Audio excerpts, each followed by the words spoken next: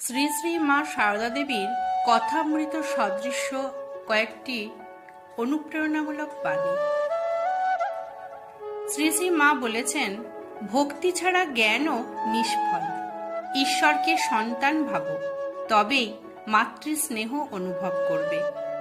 সদা হাসি খুশি থাকো, দুঃখে হাসতে শেখো। অন্যের কল্যাণের জন্য প্রার্থনা করো। পরের দোষ দেখলে নিজের দোষ মনে করো। সদা মনে রেখো, সবই আমার মা। অন্যের মুখে কটু কথা বলো না, মধুর ভাষা ব্যবহার করো। ঈশ্বর সর্বত্র, তাই কাউকে অবজ্ঞা করো না। নিজের ভুল স্বীকার করতে শেখো।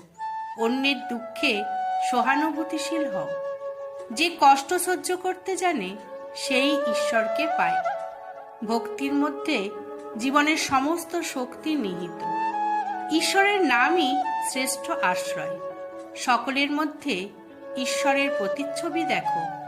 বিনয় ও সহনশীলতা মানুষকে মহৎ করে তোলে। আমার ভিডিওটি আপনাদের ভালো লাগলে অবশ্যই একটি কমেন্ট করে জানাবেন। ধন্যবাদ।